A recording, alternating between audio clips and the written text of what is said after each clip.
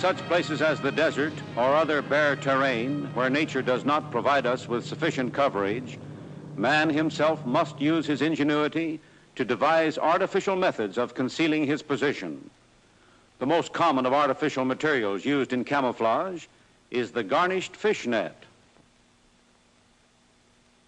This consists of a supporting net into which strips of colored cloth, called garnishing, are woven.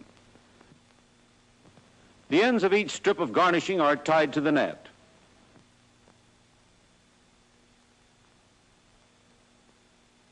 There are two types of garnishing. One consists of garlands of a uniform color to suit the terrain. The other of multicolored garlands blending at a distance into a uniform matching tone. The patterns are woven so that 90% of the openings in the central part are filled, thinning out irregularly and gradually toward the sides.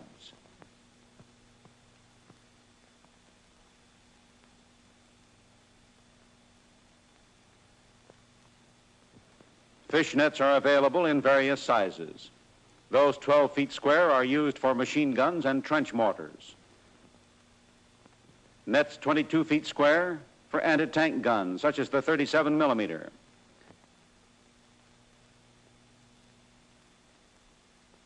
"30-foot square nets are used for light tanks and small vehicles.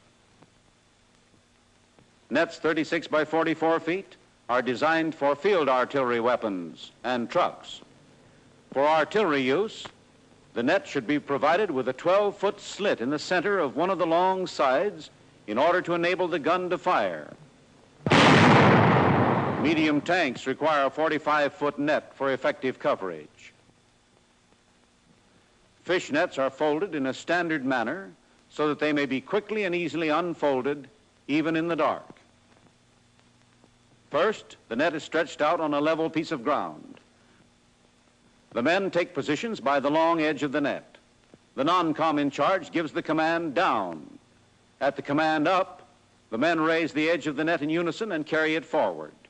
The command down is repeated, and the men lower the net, hooking their fingers in the netting.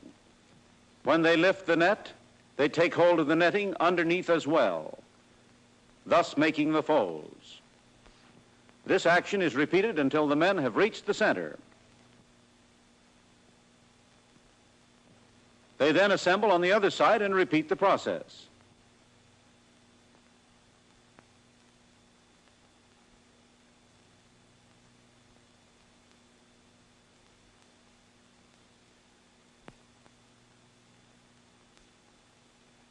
The last fold is carried across the previously folded part of the net.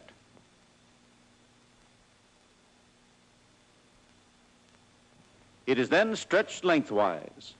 Men at each end fold in the last 2 feet and then walk toward the center, making a flat roll of the net.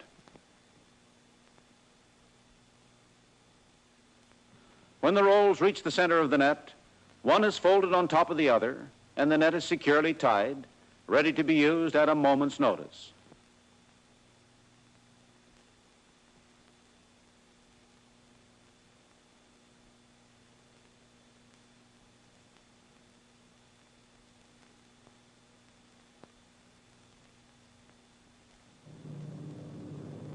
When the terrain does not offer natural concealment, the exposed vehicle is an easy target for the enemy bomber.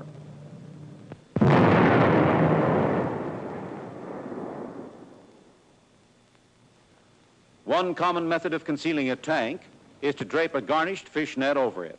The folded net is placed on top so that it can be unrolled over the front and rear. The net is then spread out and poles or branches are inserted to hold it away from the sides. For most important in concealing a tank from aerial observation is to distort its regular form.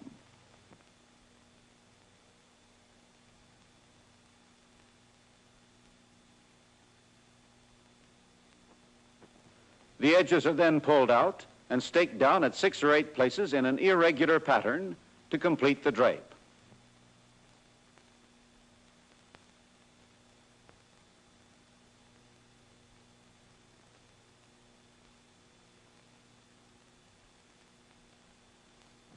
In broken terrain, a draped vehicle will usually not be detectable.